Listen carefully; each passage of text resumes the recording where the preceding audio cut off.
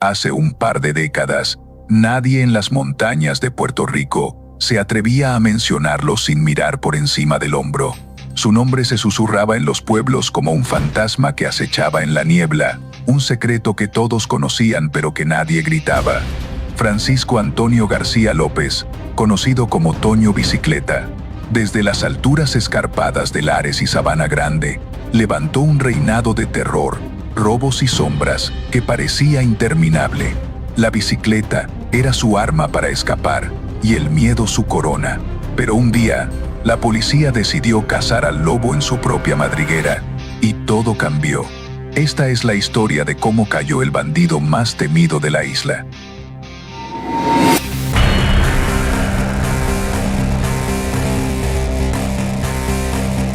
Si te ha enganchado esta historia de sombras urbanas, traiciones callejeras y leyendas que nadie olvida, no te quedes atrás. Suscríbete ahora al canal para no perderte las próximas entregas de crímenes reales, bandidos legendarios y relatos que te mantendrán al filo del asiento. Haz clic en suscribir y activa la campanita para ser el primero en enterarte de lo que acecha en las calles. 15 años ocupó el lugar del prófugo más buscado por la policía. Acabaron con el hombre que en varias ocasiones burló el sistema judicial y policial de la isla. Con la muerte de Toño Bicicleta concluye un capítulo en la historia de Puerto Rico. Puerto Rico es una isla conocida por sus playas cristalinas, su música vibrante y esa imagen de paraíso caribeño sin grandes complicaciones.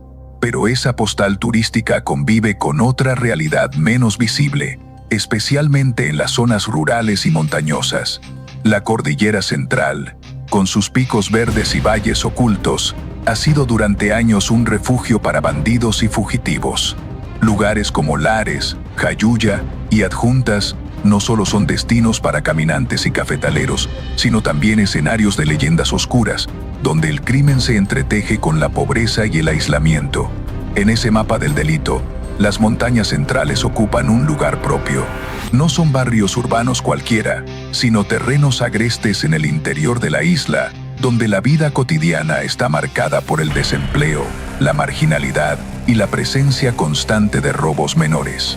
Para muchos vecinos, estos pueblos eran una opción forzada por la economía. Para otros, un espacio cerrado que se gestiona desde dentro, con estructuras de control social muy tradicionales. Allí las familias se mezclan con redes de lealtad local, y el crimen encontró un terreno propicio para implantarse y mantenerse, escondido entre cafetales y ríos caudalosos. Dentro de ese entorno, surgió el protagonista de esta historia, Francisco Antonio García López, apodado Toño Bicicleta. Su vida no tiene nada de romántico, aunque el folclore lo haya intentado pintar así. Nació en 1943, en un hogar humilde de Lares, en plena precariedad rural. Desde joven esquivó la autoridad, aprendiendo a sobrevivir en la calle y en los montes. Analfabeto en gran medida, se guiaba por instintos crudos. Frío, astuto y violento, se convirtió en la figura central de un terror que controlaba robos, violaciones y asesinatos en las zonas montañosas. No era el típico bandido de películas hollywoodenses. Su influencia venía de su conocimiento del terreno, su capacidad para evadir y castigar, y un modo de operar basado en el miedo y la soledad. Toño Bicicleta no lideraba un clan organizado como en las mafias urbanas, pero funcionaba con una red informal de aliados.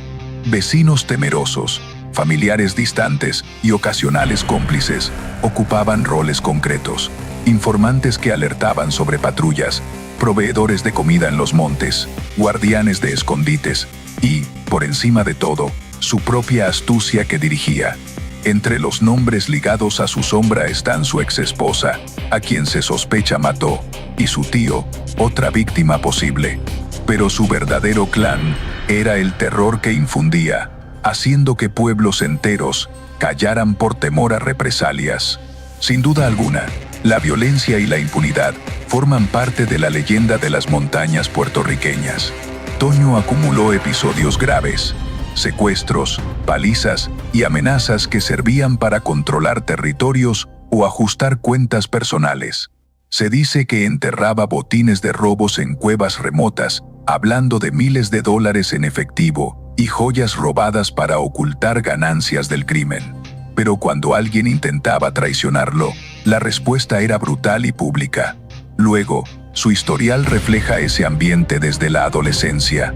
A los 17 años, ya tenía antecedentes por robos menores. A los 18, fue detenido por agredir a un vecino con un machete, y años después, protagonizó un asalto en una finca de Jayuya, donde apuntó con un revólver a un granjero por una disputa territorial. Una completa locura que escalaba con cada fuga. Económicamente, Toño tampoco pasaba desapercibido. Las investigaciones policiales sacaron a la luz un estilo de vida que no cuadraba con un fugitivo común. Cultivos de marihuana en los montes para generar ingresos, trueques con vecinos por suministros y acumulación de armas y herramientas robadas. En una redada de 1970, se estimó que su red informal movía decenas de miles de dólares al año en marihuana y robos. Se intervinieron plantaciones ocultas, varios revólveres y cientos de dólares en efectivo escondidos. Esa riqueza, aunque modesta comparada con carteles, sirvió para blindar su supervivencia, comprar silencios, pagar informantes y mantener una apariencia de invencibilidad en los montes. Ahora escucha lo siguiente. Durante años, la policía y las fuerzas locales habían observado cómo Toño Bicicleta se escabullía sin freno. Cada intento de captura menor terminaba igual. Un rastro perdido en la niebla, un tiroteo evitado y al poco tiempo, otro crimen reportado. El problema era que las montañas se habían convertido en un ecosistema cerrado, casi impenetrable para las autoridades. Allí mandaba un solo hombre y todos lo sabían. Para las fuerzas de seguridad, derribar el reinado de Francisco Antonio García López no era solo una cuestión de crimen, sino de autoridad. Si el Estado no lograba imponerse en esas alturas, el mensaje era claro. Había un territorio dentro de Puerto Rico donde la ley no entraba. Por eso, cuando los investigadores comenzaron a planear lo que más tarde se conocería como una cacería masiva, el objetivo no era atrapar a un ladrón común, sino desmantelar por completo su red de terror. Se trataba de cortar el corazón de su operación, asfixiar sus recursos en los montes y enviar un aviso a toda la isla. Las montañas ya no eran intocables. La persecución comenzó a fraguarse en silencio a finales de los 70, pero se intensificó tras su fuga de 1981. Durante meses, los agentes recopilaron información sobre sus escondites en cuevas, los movimientos de sus informantes y los caminos que usaba para bajar a los pueblos. Los informes señalaban que Toño introducía marihuana cultivada en las alturas y la distribuía en pequeñas cantidades en mercados locales de Adjuntas y Utuado. Pero luego, en diciembre de 1988, todo escaló con el secuestro de Dayana Pérez Lebrón. El invierno de 1988 fue el punto de ruptura. Cerca de Sabana Grande, Toño disparó y mató al novio de la joven de 14 años. La secuestró y la mantuvo encadenada en una choza remota durante meses. No fue un crimen aislado.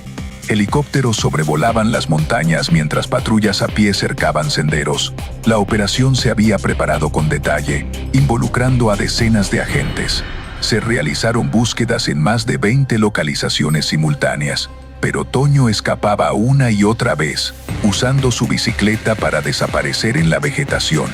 Los agentes incautaron plantaciones de marihuana con cientos de plantas, armas como revólveres y machetes, y provisiones robadas valoradas en miles de dólares. En una de sus chozas, encontraron cadenas, ropa de mujer y restos de comida, evidencia del secuestro.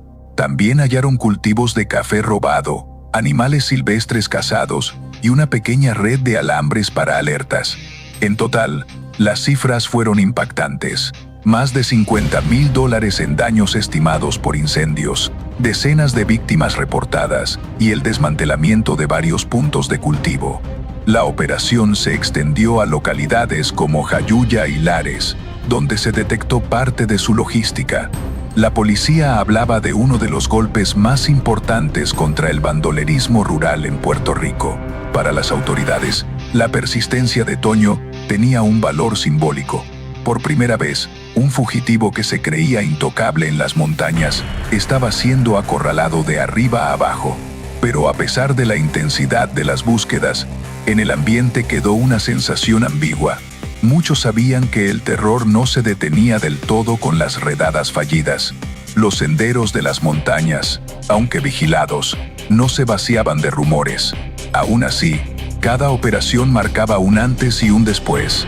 Toño, el hombre que durante años había sido el rey de los montes, estaba cada vez más arrinconado. El Estado, al menos por momentos, recuperaba el control. Sin embargo, el secuestro de Dayana complicó todo. La joven, bajo el influjo del terror o del síndrome de Estocolmo, comenzó a acompañarlo en sus andanzas, participando en crímenes menores. Esto alargó su libertad, pero también atrajo más atención. Ahora bien, después de las primeras cacerías, la justicia parecía haber dado un paso definitivo contra Toño Bicicleta. La investigación se centró no solo en los robos, sino en toda la estructura de miedo que había construido en las montañas. Francisco Antonio García López fue procesado en ausencia por asesinato, secuestro, violación y cultivo ilegal. Su caso pasó a la historia como uno de los mayores procesos contra el bandolerismo en Puerto Rico, que reunió múltiples acusaciones y en el que se pedían décadas de prisión.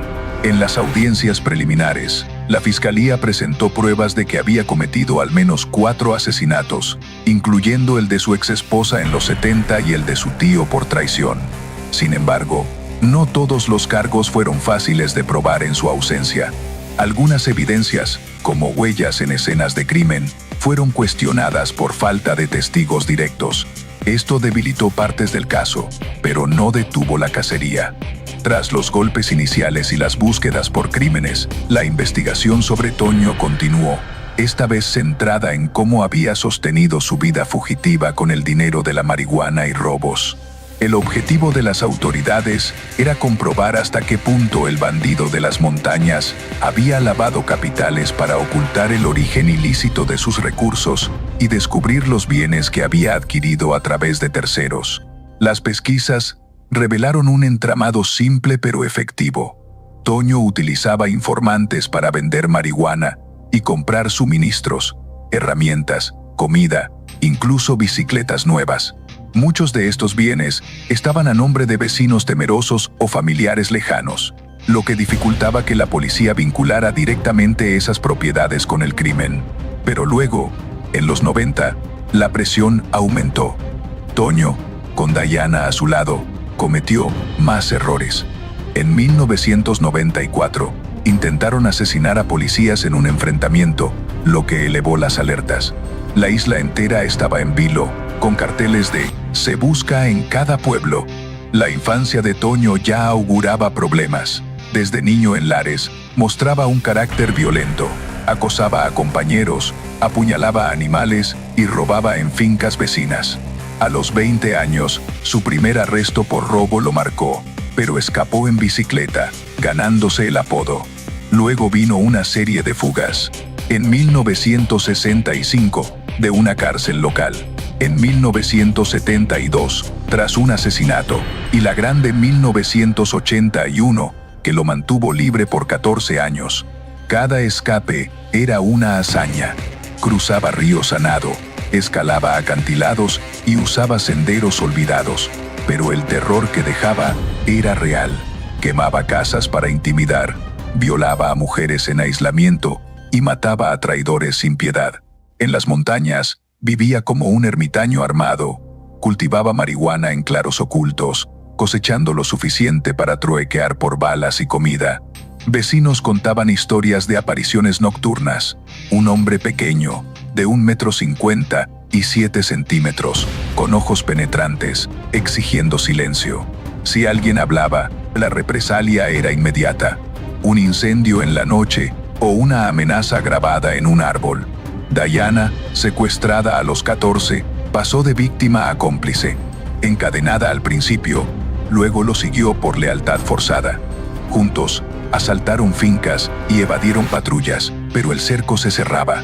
La policía, frustrada por la corrupción interna, 400 agentes despedidos en años recientes, cambió tácticas. Cazaban de noche, sin jabón para no delatar olores, y usaban informantes locales.